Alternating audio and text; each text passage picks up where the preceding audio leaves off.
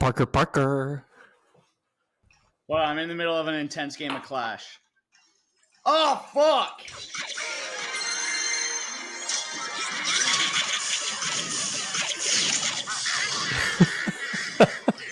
What the fuck?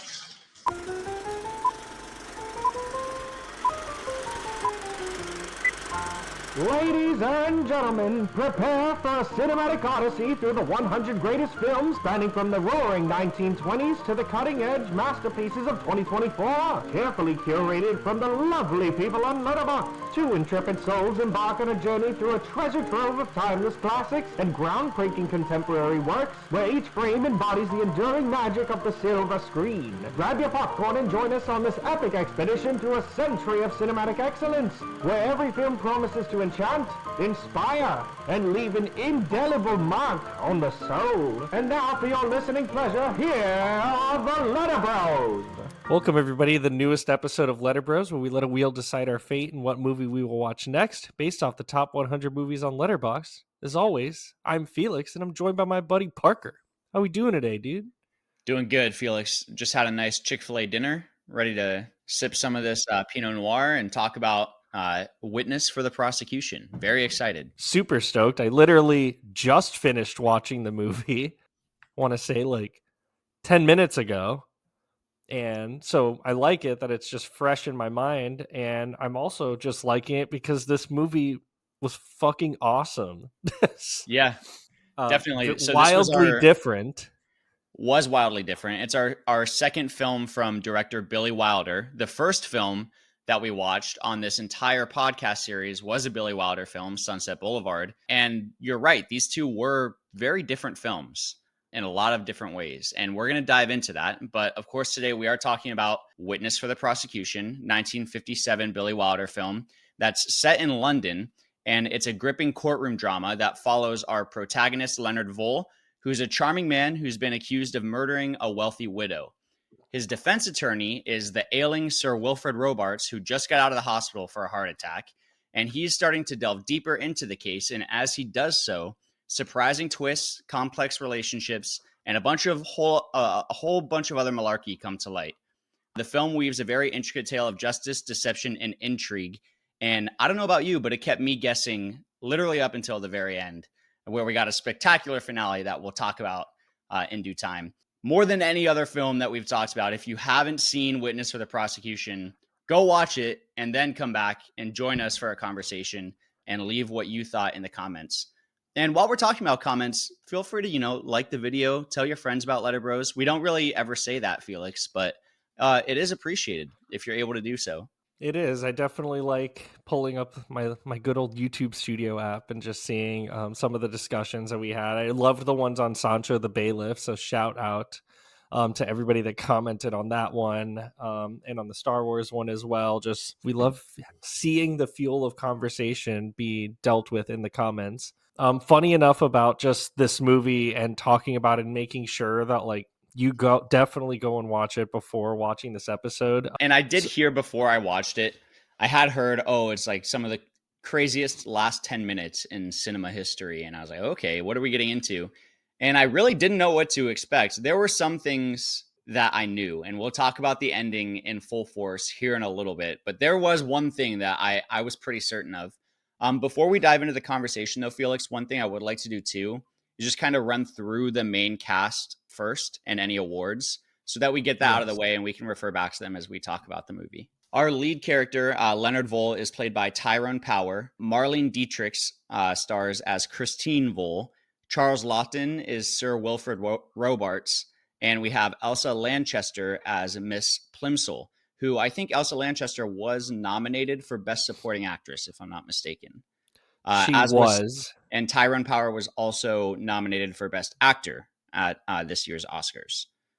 It was also nominated for Best Picture, as well as 3 other Academy Awards that I don't have listed here. We have Best Picture, Best Director, Best Actor, Best Supporting Actress, Best Film Editing, and Best Sound Recording, all at the Academy Awards, which got all nominations but no wins. But it did win a Golden Globe for Best Supporting Actress for Elsa Lanchester. Which is crazy that she was nominated. over Marlene Dietrich, who played Christine Vole. Honestly, I kind of agree with it. I really think that Lanchester's character, she was so fucking funny. Mm-hmm. Like, just her comedic timing was just, it was so natural. Like, the one scene that I think about that comes to mind is like when they find a tip about the case and Sir Wilfrid goes and on his way out the door, he has a cigar in his hand, and you literally see her coming down on the fucking automatic chair with a syringe of it was calcium. She's literally coming down. She was so funny. I loved her. So well deserved. But I Yeah, I mean, think yes. that we could both agree that pretty much the entire cast was nails in this movie. Oh yeah, They were yeah. all very, very good, very, very funny. I honestly think that like this was a nice like divergence from Sunset Boulevard, where it was very much a film noir. It took itself very seriously, but still had some of like that slight comedy. It was That very I mean, funny. It was very no, funny.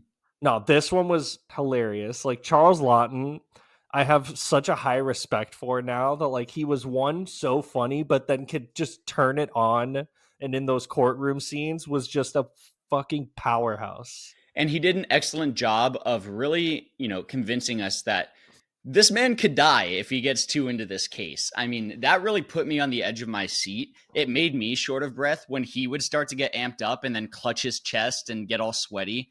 I think it really added to the tension of the film on the whole, which is already really tense and really packed with such sharp dialogue. It's so well written that it gives It the actors is. so much room to play around. A scene that I especially loved is when the caretaker, what was her name? Janet McKenzie, who is the housekeeper of the wealthy widow who is found dead. She hates our protagonist, Leonard Vole, and she's called to the witness stand. And there's a whole bit about her not having her hearing aid, but she's absolutely certain that she heard Leonard Vole's voice just hours before, this widow was murdered. And it's played off so brilliantly by the actors as well as by the jury. They will start laughing in the background when Sir Lofton because he's played by Charles Lofton. But when Sir Wilfrid is making his point and he just hangs his case on her saying, What? I didn't hear you. No further questions. And there's just so many moments like that one in this movie that are so sharp and so well written. Was there, other than the Stairmaster scene, was there anything in court that stood out to you? Because the movie's really told in two chunks, before the trial and during the trial.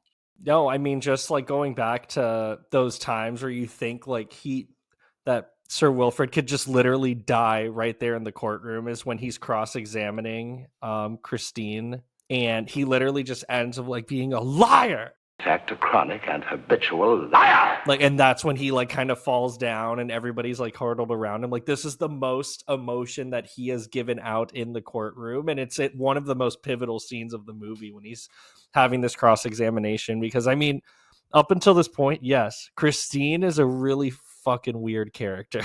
Yeah, and let's dive into the plot a little bit, because Leonard Vole's innocence hinges entirely on the testimony of his wife, Christine Vole. And whenever Sir Wilfrid is going to make the call that her husband has been arrested, she surprises us and shows up at his office. She's cold as ice, but also is making it very obvious that she's hiding something. And we don't know what, but she's a very mysterious figure. And she kind of plays it off as though she thinks that her husband is guilty, and she's been, told to say certain things. At least that's the impression I got from our first introduction. And then she is AWOL, and we learn that the defense is not going to call his wife, Christina Vole, to the witness box. And I knew, Felix, the movie is called Witness for the Prosecution. I knew before it happened she was going to be the witness for the prosecution. And that led us to another great cross-examination scene where Sir Wilfrid just goes off about the fact that she's a liar. And we learn so much about her background. And I'd be curious to hear your thoughts on her as a character. Were you drawn in? Was it convincing the whole time for you? What were your thoughts on Christina Vole, who's this very enigmatic figure? I mean, from like the first scene that we see her in when she goes to Sir Wilfred's office, like you already know, like she's very magnetic. Like even just like the scene, like literally the first shot that we see of her, he's talking about, oh, I don't want this foreign wife coming here. Like I don't have the capacity to be able to listen to a blubbering woman, and she's like, you don't like something to the effect of like, you don't see me blubbering, and she's just like you said, stone cold and just kind of jumpy. You kind of see her like answering questions of like, well, did he get there at 9:25? Well, yes, that's what he told me to say. Right. Oh, okay. And even going as far as like performing this, what Wilfred calls like his like eyeglass test, where he'll like purposefully shine his I thought that was monocle brilliant. into the light and shine it on to Leonard, which he claims that he passed with flying colors because he just sat there and took it. Whereas when you see it happen with Christine, she gets up to go and close the window. To which I'm thinking, okay, this woman failed this so-called test that he's like performing on her. So, I mean, she had a lot of layers, but I mean, up until a certain point of the movie, I'm thinking just, okay, she's just a pathological liar. But there is just one line that I thought was a throwaway line where Leonard does mention that she was an actress. And it's literally like it's during like, you know, like the typical like 50s, like, oh, you know, she was an actress and, you know, we fell in love. Like you just don't even think about it until something happens further down the line and you're like, oh, wait, that's true. And it just blossoms. And it truly is where I thought that the script truly shined. And I mean, the script was tight all the way through and just Yeah, there's no such thing as a throwaway line in this movie. correct.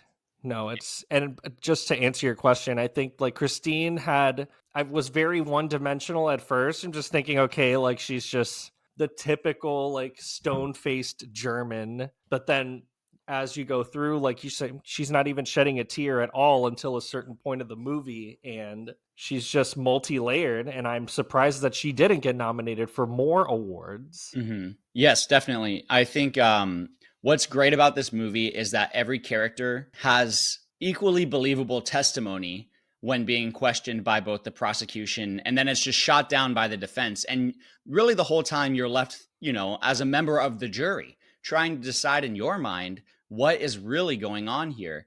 And there comes a point in the movie that I thought was interesting. Sir Wilfred receives a phone call from a character that we've not been introduced to whatsoever, and she claims to have a missing piece of evidence. She has a stack of letters that are supposedly written from Christine Vole, our protagonist's wife, to a secret lover named Max.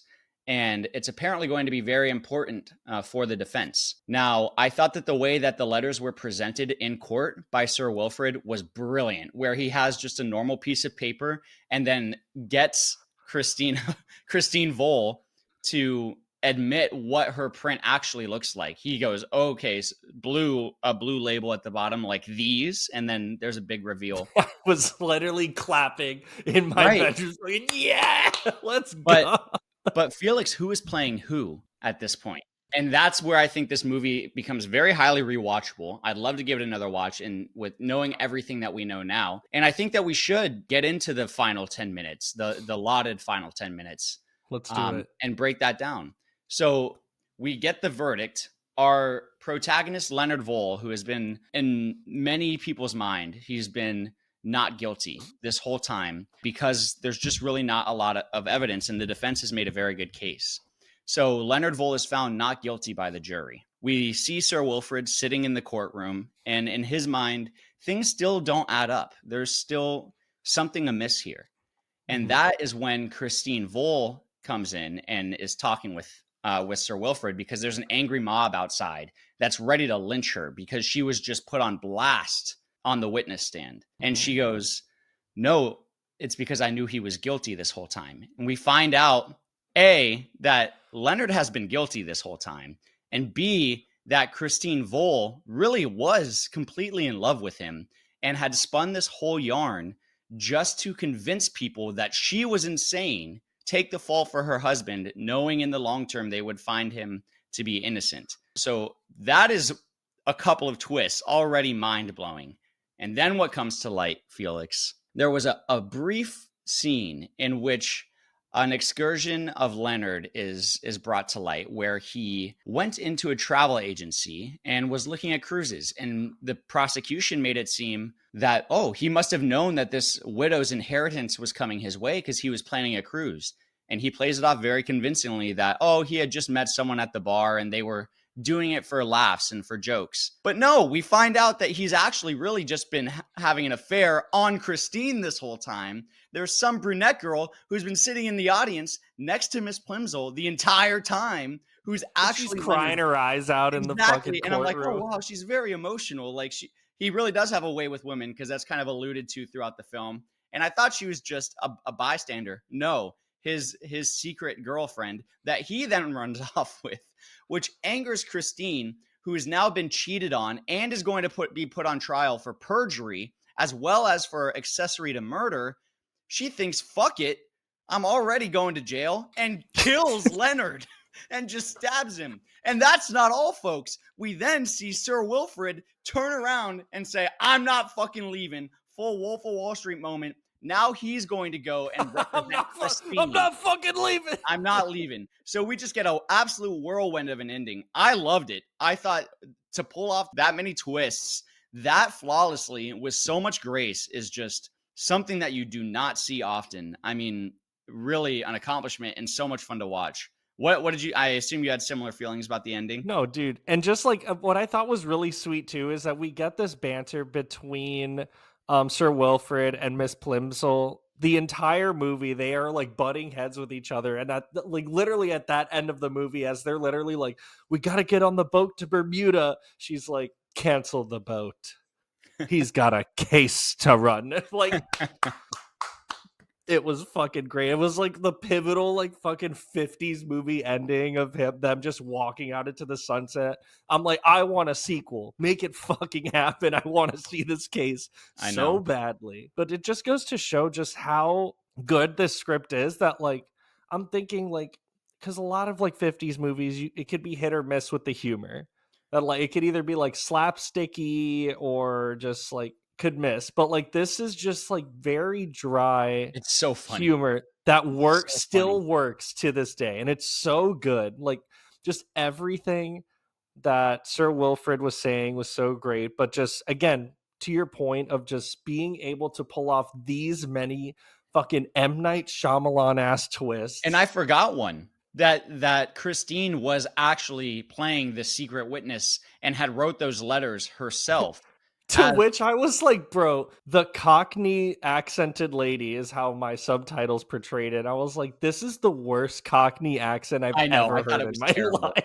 I thought it was terrible. Then it makes sense, because then I'm thinking like, okay, so is she just... I knew. I sound like, oh, one of those people. I had an idea that was her, or that they were sisters or something, because the resemblance was definitely there. Like, you want to know what I initially thought when I first saw her at the bar? I was like, dude, what if this is Leonard Vole in drag? You weren't far off. I was like, bro, if this 50s movie pulls off a dude in drag wanting to like fucking bribe a judge, and like, dude, I would have been like fucking ecstatic. That would have been so funny.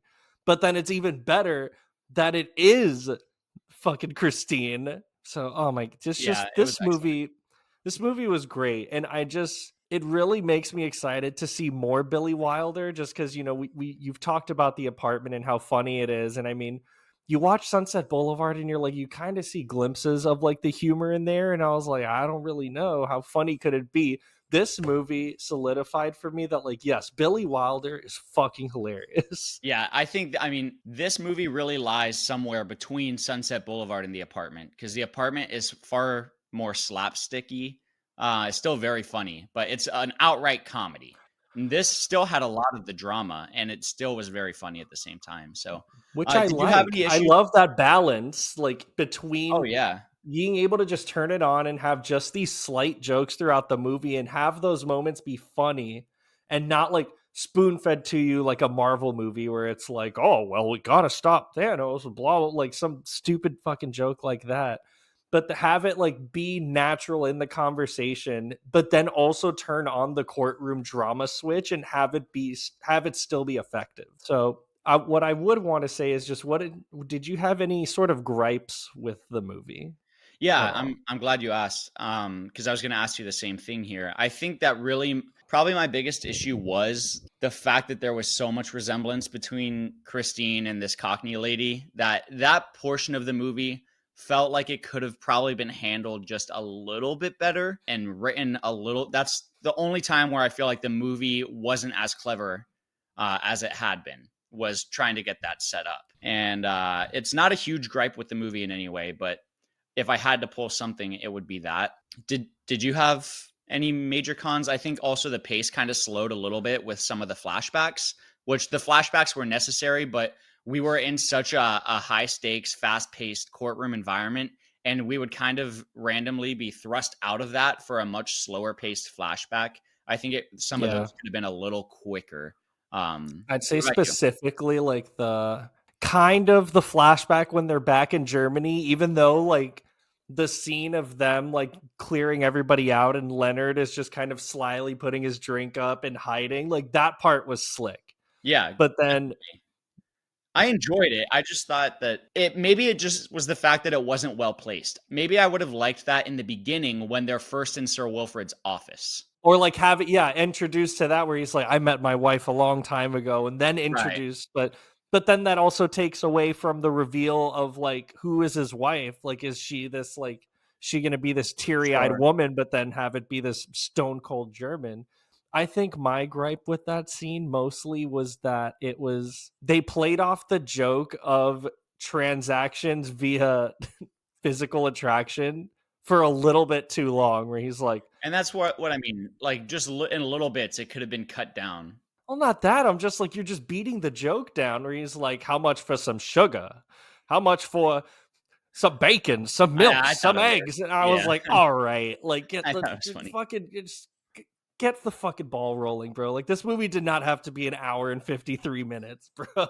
Well, I don't even mind it being an hour and 53 minutes. It's just more of the courtroom, especially not being thrown Yeah. in and out of it. Like once And we're there, I because would have that liked to was stay there. that wasn't that thrown like in the middle of the courtroom Yes, scene? exactly. It was basically between witnesses. So. Yeah, so when you're in the courtroom, like just leave it there. Have all the flashbacks be in the first half where, Mhm. you're getting all of like the little bits and pieces that you need, and then just have the courtroom drama aspect just be in the courtroom. I agree with you. And I think that we should move the discussion into our ratings because I'm curious to see where this lies. I'm looking at my rating of the movie now, and I think I'm going to be making some small adjustments because just talking about it, this is one of those movies that I'm excited to tell people about, and I think that that's when it's a sign that it's a It's a very good sign of a movie. good movie.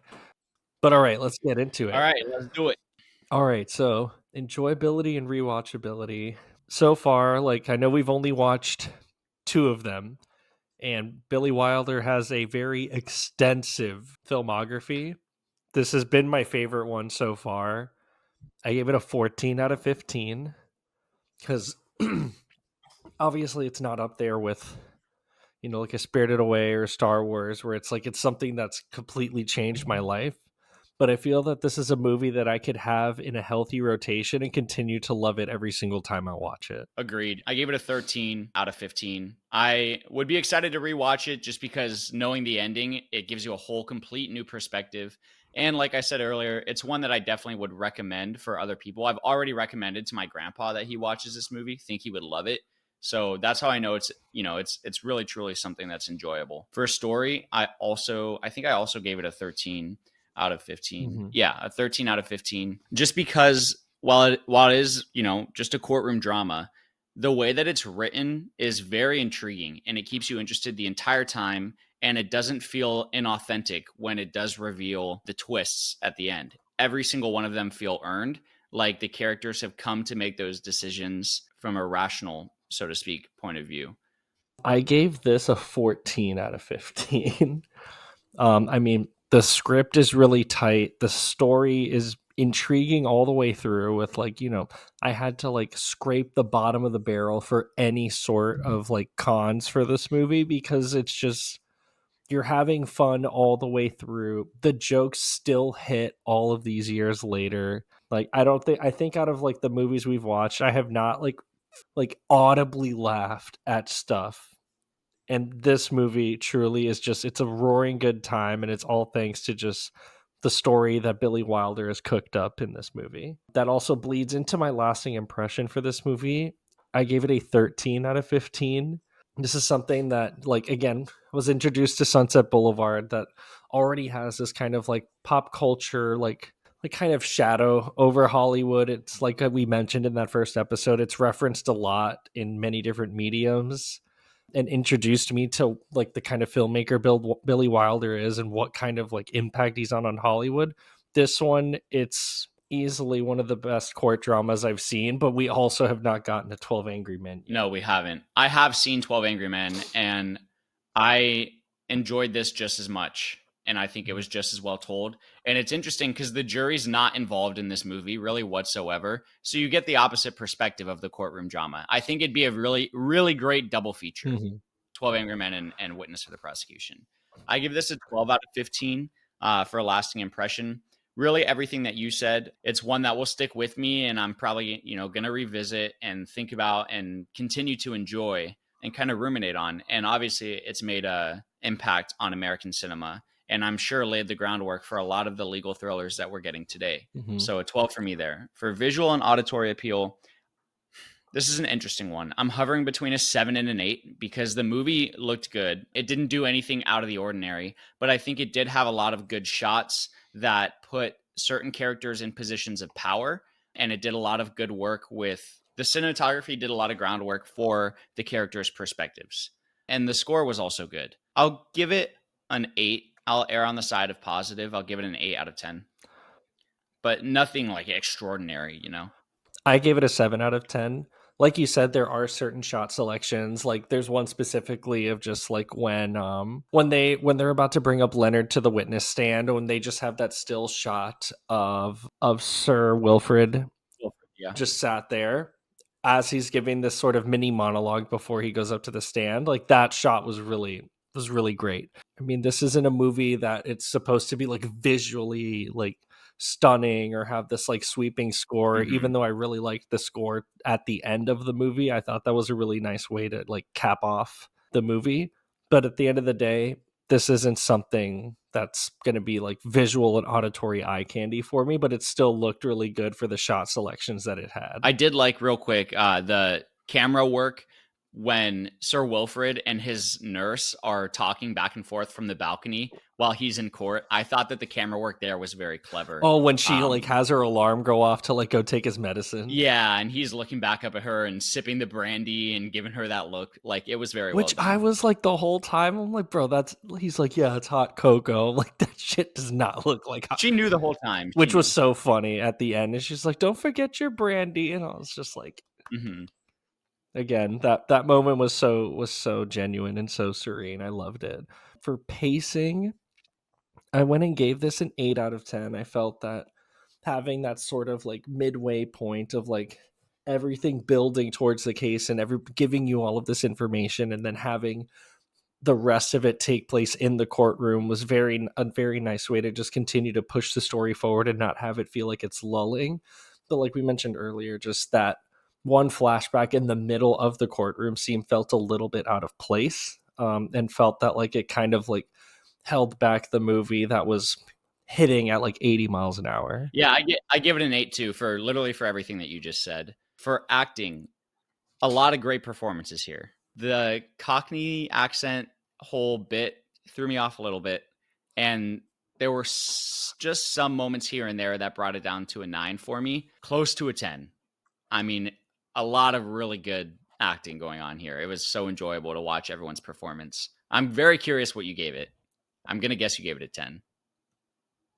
No, I gave it a 9. Okay. For almost the same reasons you did. The Cockney character threw me off completely, and the fact that like it was, and I don't know if it was a character choice, or we trying to say that Christine is a bad actress even though she's a good actress in court. Like, I don't know, it was just a really weird character decision. I would have much rather have just been this like one-off like mistress or whatever that actually wanted something to do with it, but then it also doesn't fuel the end twist as Yeah, much. just I'm talking strictly the performance of it Yeah, I here. thought it Like was I thought it was a really little weird. overdone. I thought it was a little overdone. Yeah. For suspension of disbelief, I gave this an 8 out of 10, which also kind of bleeds into that exact same moment where the entire time, like, you're kind of sucked into this drama.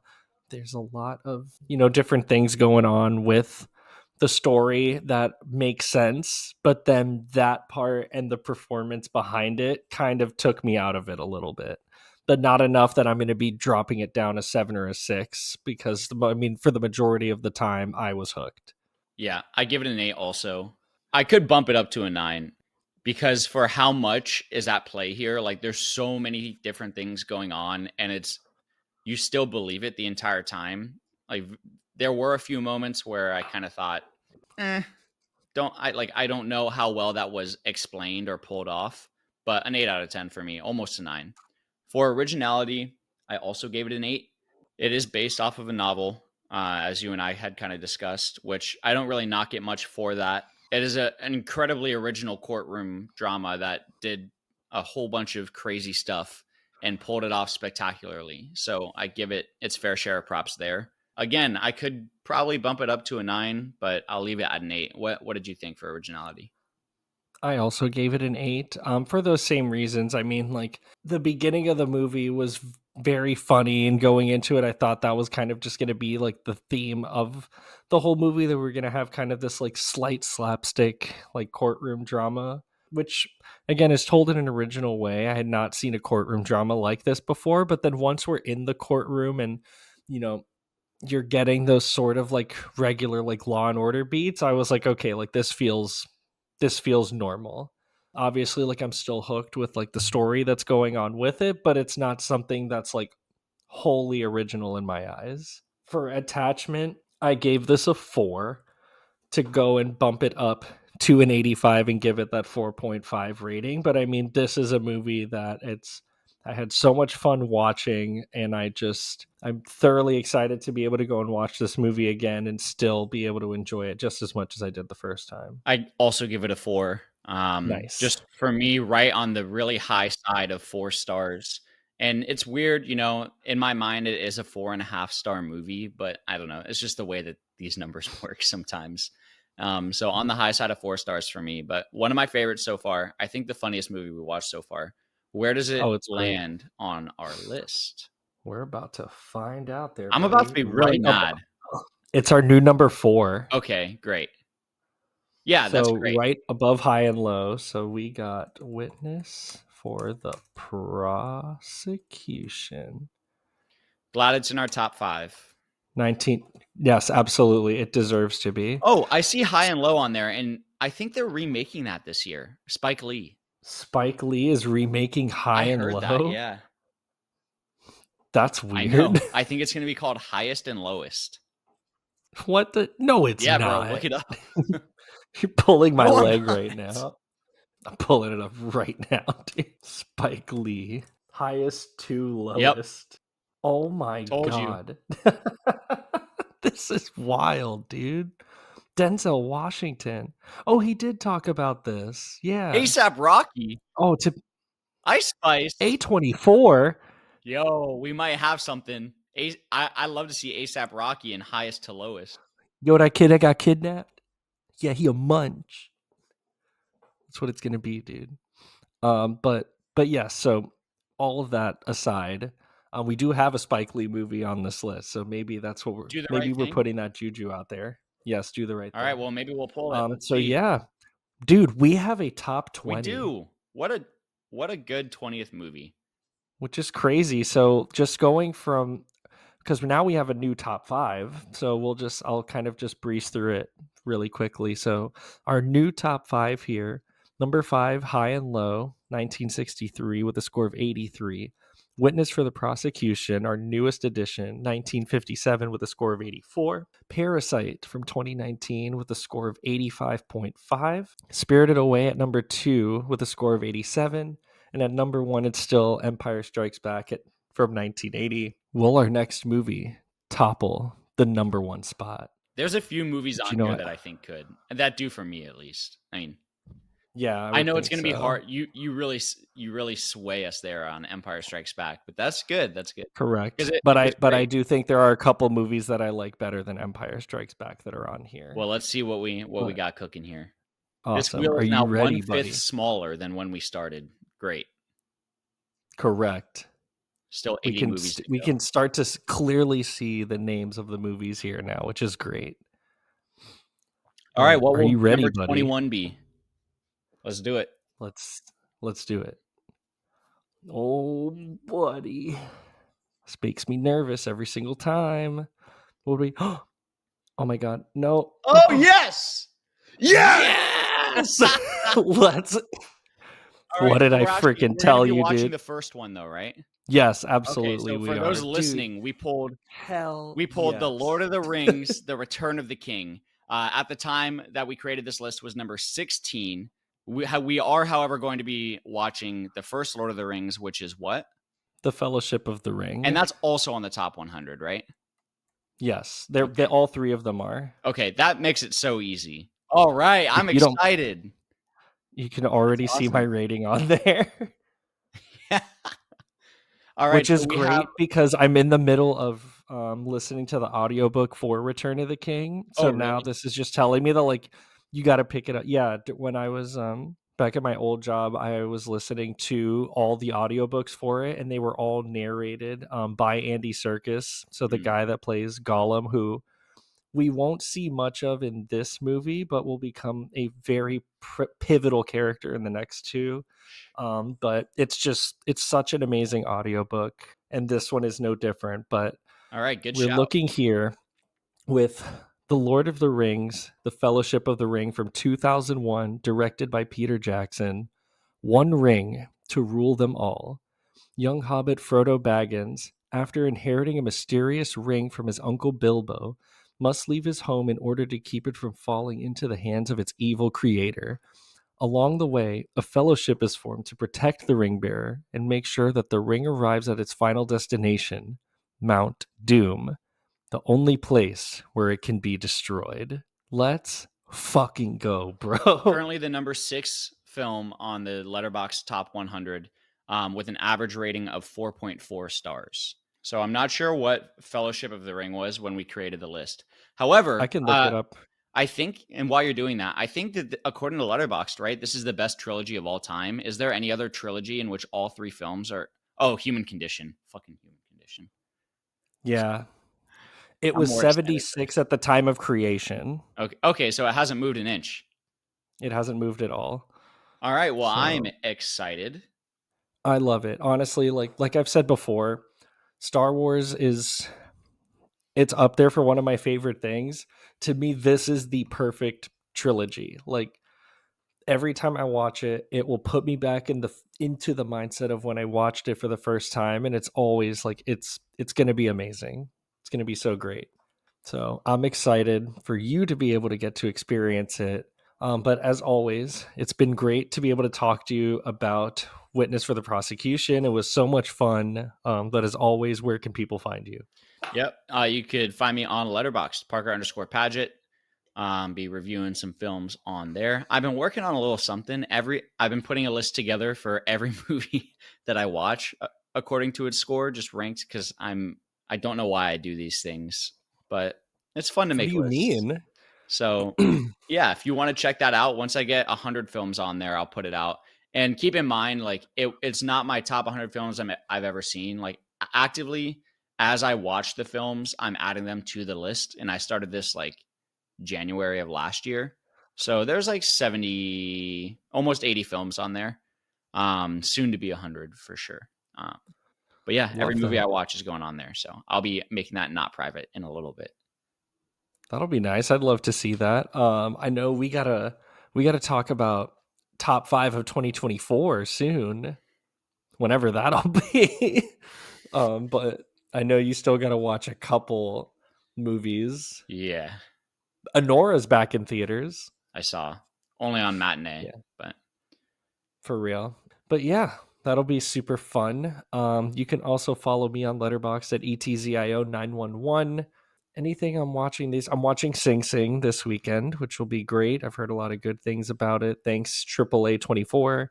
And also I'm trying to go and watch The Wolfman. We'll see what happens. I heard it wasn't that great, but well, it's in Dolby. It should be fun with a bunch of speakers blasting in my face. So but also go follow us on Instagram, LetterBros Pod, for just any updates regarding the channel. Make sure to rate this 5 stars and leave us a review. Let us know what you think. And again, just like what we said earlier in the episode, just blow it up in the comments, start a conversation. We love to engage with everybody who comments in the videos. So thank you so much. But as always, this is the LetterBros Podcast, and we will see you at the movies.